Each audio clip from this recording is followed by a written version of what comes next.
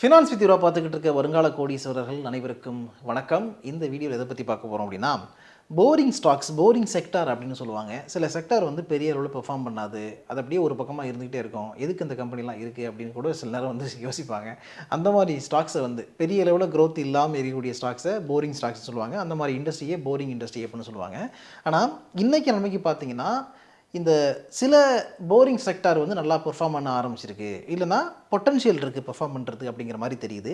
அதில் முக்கியமான ஒன்று வந்து கிச்சன் சிங்க் செக்டார் அப்படின்னு சொல்லலாம். கிச்சன் சிங்க் சம்மந்தப்பட்ட, பாத்வேர் சம்மந்தப்பட்ட பொருட்களை தயாரிக்கக்கூடிய நிறுவனங்கள் இருக்குல்ல, அந்த செக்டார் தான் இன்றைக்கி நம்ம பார்க்க போகிறோம்.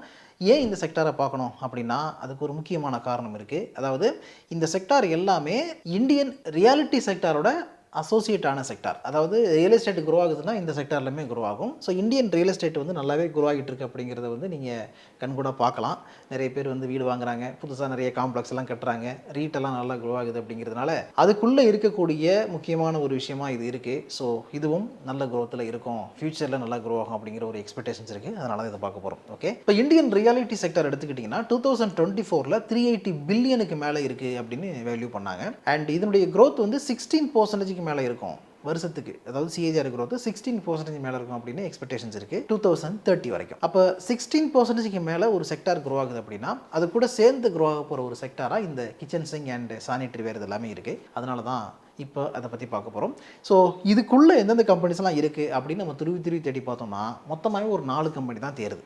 ஓகே, அந்த 4 கம்பெனியுடைய வேலை என்ன, ஃபண்டமெண்டல்ஸ் என்ன அப்படிங்கிறத இப்போ பார்க்கலாம். அந்த அடிப்படையில் ஃபஸ்ட் நம்ம பார்க்குற கம்பெனி வந்து Hindware home innovation limited. Hindware அப்படிங்கிற வாஷ் பேசின் நீங்கள் பார்த்துருப்பீங்க, வெஸ்டர்ன் டைட்லாம் பார்த்துருப்பீங்களா, அந்த கம்பெனி தான். ஹின்வேரை பொறுத்த வரைக்கும் இவங்க என்னவெல்லாம் பண்ணுறாங்கன்னு பார்த்தீங்கன்னா, சானிட்டரி வேர் கொடுக்குறாங்க, அதுக்கப்புறம் வந்து ஃபாசெட்ஸ் கொடுக்குறாங்க, ப்ரீமியம் டிசைன் டிவர்ஸ் பிராண்ட்ஸ் இருக்குது அப்படின்னு சொல்கிறாங்க.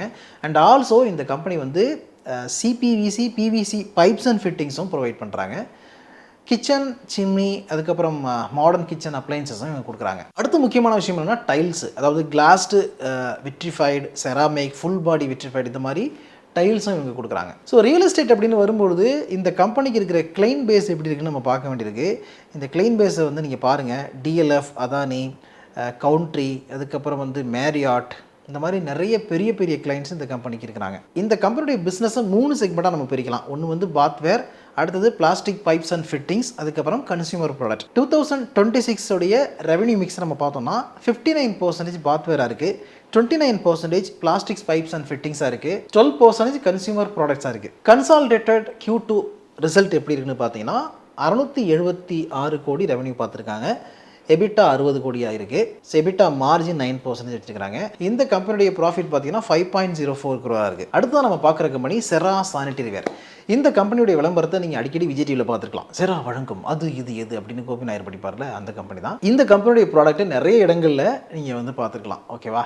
ஸோ செரா சானிட்டரி என்ன பண்ணுறாங்க அப்படிங்கிறத பார்ப்போம். இந்த கம்பெனிக்கு முக்கியமாக 4 பிராண்ட்ஸ் இருக்குது. ஒன்று வந்து செனட்டர், அதுக்கப்புறம் செரா லூக்ஸ்னு ஒன்று இருக்குது, ஜெரானே ஒன்று இருக்குது, அப்புறம் வந்து போலி ப்ளஸ் அப்படின்னு ஒன்று இருக்குது. இந்த கம்பெனியை பொறுத்த வரைக்கும் இவங்க வந்து ஒரு ஸ்ட்ராங்கான அடித்தளத்தை போட்டு வச்சுருக்காங்கன்னு சொல்லலாம். ஏன்னா 44 வருடங்களாக இண்டஸ்ட்ரியில் இருக்கிறாங்க.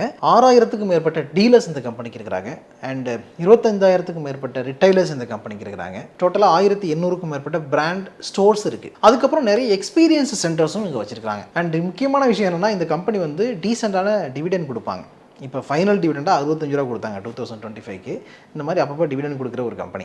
அடுத்து நம்ம பார்க்குற கம்பெனி கேரிசில் அப்படிங்கிற கம்பெனி. இந்த கேரிசிலை பொறுத்த வரைக்கும் இதுக்கு முன்னாடி பார்த்த கம்பெனிஸில் இருந்து இது கொஞ்சம் மாறுபடுது. ஏன் மாறுபடுது அப்படின்னா, இவங்க வந்து நிறைய கிச்சன் அப்ளையன்சஸையும் கொடுக்குறாங்க. அதாவது பாத்வேர், சானிட்டரி வேர் இதெல்லாம் தாண்டி கிச்சன் அப்ளையன்ஸும் கொடுக்குறாங்க. இப்போ வந்து கிச்சன் ஃபாசெட்ஸ் அப்படிங்கிறது நம்ம பார்க்குறோம். அதுக்கப்புறம் வந்து கிச்சன் சிங்கில் வந்து quartz sinks, stainless steel sinks, green sinks, sink accessories எல்லாம் இருக்குது. அப்ளையன்சஸ்குள்ளே வந்தோன்னா coffee machine, grinder, built in barbecue, coffee maker, fryer, built in hob, microwave, chimney, cooking range, அதுக்கப்புறம் வந்து built in refrigerator, small appliances, wine chiller, இந்த மாதிரி நிறைய விஷயங்களை வந்து இவங்க கொடுக்குறாங்க. ஸோ சிம்பிளாக சொல்லணும் அப்படின்னு பார்த்தீங்கன்னா, இந்த கம்பெனி வந்து ஒரு one stop solution for kitchen and bath product அப்படின்னு சொல்லலாம்.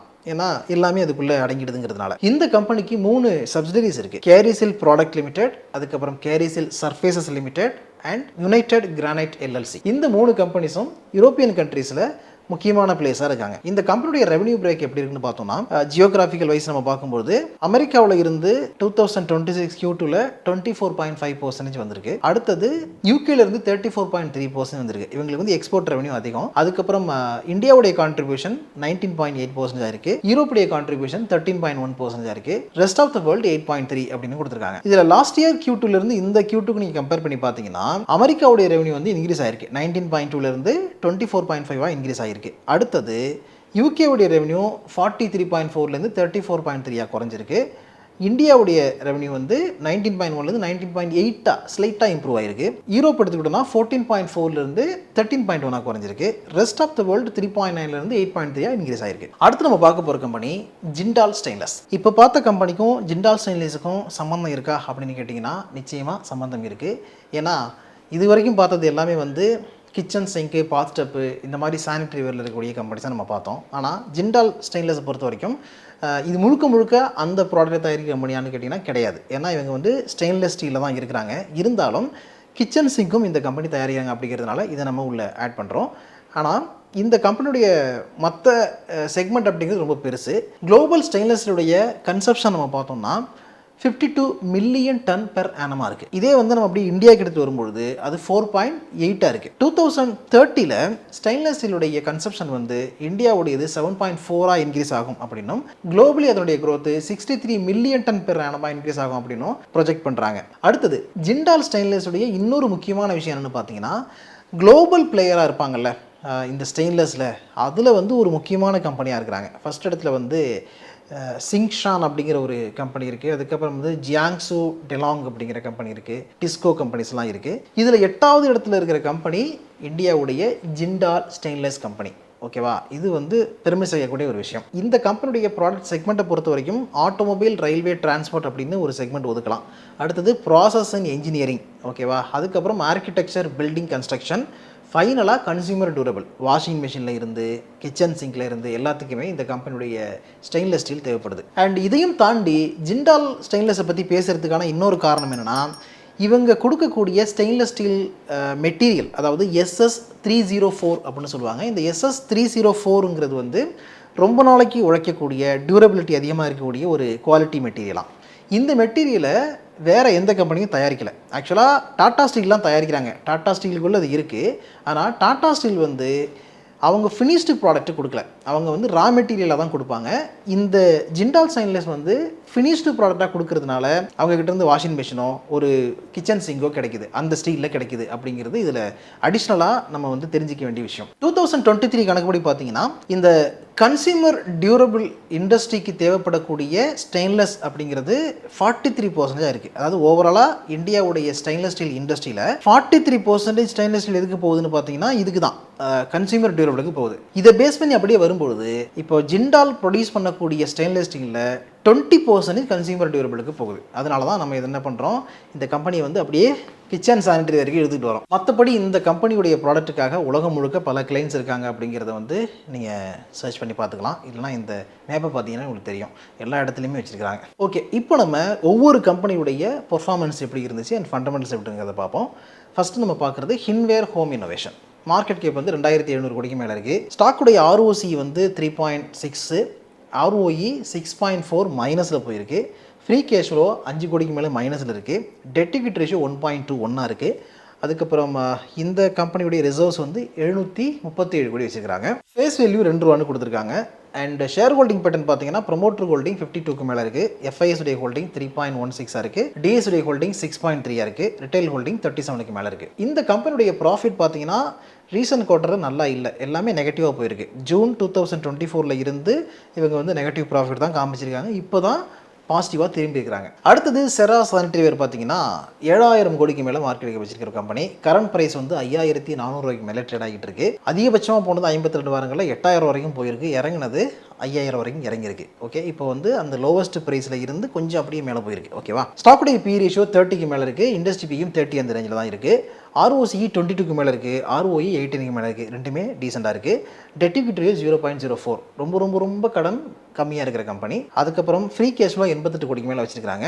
ரிசர்வ்ஸ் 1364 கோடி வச்சிருக்காங்க. அடுத்தது இந்த கம்பெனியுடைய ஃபேஸ் வேல்யூ 5 ரூபாயா இருக்கு. ஸோ ஸ்பிளிட் கொடுக்கறதுக்கான வாய்ப்புகள் இருக்கு. இந்த கம்பெனியுடைய Q2 ரிசல்ட் பார்த்தோம்னா 488 கோடி ரெவன்யூ, ஆப்ரேட்டிங் ப்ராஃபிட் 67 கோடி, 14% மார்ஜின் வந்து ஸ்லைட்டாக இம்ப்ரூவ் ஆயிருக்கு. பட் இதுக்கு முன்னாடி ரொம்ப காலத்துல எல்லாம் 18 வச்சிருந்திருக்காங்க. இப்போ அந்த அளவுக்கு இல்லை. அண்ட் நெட் ப்ராஃபிட் வந்து 57 கோடி பார்த்துருக்காங்க. இந்த கம்பெனியுடைய ஷேர் ஹோல்டிங் பேட்டர்ன் எடுத்துக்கிட்டிங்கன்னா ப்ரொமோட்டர் ஹோல்டிங் 54க்கு மேலே இருக்குது, FIS 15க்கு மேலே வச்சிருக்காங்க, DIS 13க்கு மேலே வச்சிருக்காங்க, ரிட்டைல் ஹோல்டிங் 16க்கு மேலே இருக்குது. அடுத்து நம்ம பார்க்குறது கேரிசெல் லிமிடெட். கேரிசெல் லிமிடெடுடைய மார்க்கெட் கேப் 2700 கோடிக்கு மேலே இருக்குது. கரண்ட் ப்ரைஸ் வந்து 958 அந்த ரேஞ்சில் ட்ரேட் ஆகிட்டு இருக்கு. இந்த வீடியோ ரெக்கார்ட் பண்ணும்போது ஹையஸ்ட் ப்ரைஸ்னு பார்த்தீங்கன்னா 1072 வரைக்கும் போயிருக்கு, இறங்குது 482 வரைக்கும் இறங்கிருக்கு. ஸ்டாக்குடைய PE ரேஷியோ 33, இண்டஸ்ட்ரி PE 52 அந்த ரேஞ்சில் இருக்குது. ROCE 15க்கு மேலே இருக்குது, ROE 14க்கு மேலே இருக்குது. டெட் ஈக்விட்டி ரேஷியோ 0.42 இருக்குது. அடுத்தது 53 கோடி ஃப்ரீ கேஷ் ஃப்ளோ மைனஸில் இருக்குது. ரிசர்வ்ஸ் 560 கோடி வச்சிருக்காங்க. இந்த கம்பெனியுடைய ஃபேஸ் வேல்யூ 2 ரூபாயா இருக்குது. Q2 ரிசல்ட்டை பொறுத்த வரைக்கும் 241 கோடி ரெவன்யூ, ஆப்ரேட்டிங் ப்ராஃபிட் 46 கோடி, மார்ஜின் 19% இருக்குது.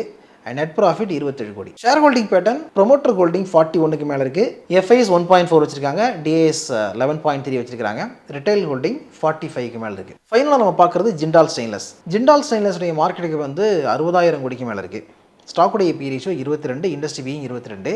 கரண்ட் ப்ரைஸ் பார்த்தீங்கன்னா 736, அதிகபட்சமாக போனது 52 வாரங்களில் 831 வரைக்கும் போயிருக்கு, இறங்கினது 497 ரூபா வரைக்கும் இறங்கிருக்கு. ROCE 18க்கு மேலே இருக்குது, ROE 16க்கு மேலே இருக்குது, டெட் ஈக்விட்டி ரேஷியோ 0.38 இருக்குது. ஸோ கடன் ரொம்ப கம்மியாக இருக்கிற கம்பெனி தான். அடுத்தது ஃப்ரீ கேஷ் ஃப்ளோ 2890 கோடி வச்சிருக்காங்க, பாசிட்டிவாக இருக்குது. ப்ளஸ் ரிசர்வ்ஸ் வந்து 17,915 கோடி வச்சிருக்காங்க. Q2 ரிசல்ட் பார்த்தீங்கன்னா 10,893 கோடி ரெவன்யூ, 1,374 கோடி எபிட்டா வச்சிருக்காங்க, operating profit and 13% EBITDA margin இருக்குது. மார்ஜின் வந்து 13ங்கிறது கடந்த 2 குவார்ட்டரில் அப்படியே கண்டினியூ ஆகுது. நெட் ப்ராஃபிட் 808 கோடி, நெட் ப்ராஃபிட்டும் டீசெண்டாக இன்க்ரீஸ் ஆகிருக்கு. ஓகே, இதோட இந்த வீடியோ வைண்ட் பண்ணிப்போம். இதில் இவ்வளோ நேரம் நான் சொன்னது எல்லாமே எஜுகேஷனல் பர்பஸுக்காகவும் இன்ஃபர்மேட்டிவ் பர்பஸாக மட்டும்தான், சஜஷனோ அட்வைஸோ கொடுக்குறதாக இல்லை. அதனால் மென்ஷன் பண்ணியிருக்க இந்த ஸ்டாக்ஸை நீங்கள் வாங்கணும்னு நினச்சிங்கன்னா உங்களுக்கு நல்லா தெரிஞ்ச ஒரு செபி ரிஜிஸ்டர்ட் அட்வைசரை கேட்டுக்கிட்டு நீங்களும் நல்லா ஓன் ரிசர்ச் பண்ணிட்டு அதுக்கப்புறம் வாங்க. இதே மாதிரி அடுத்த ஒரு நல்ல வீடியோவில் மீட் பண்ணுவோம். அது வரைக்கும் உங்களை நீங்கள் பத்திரமா பார்த்துங்க. Thank you so much.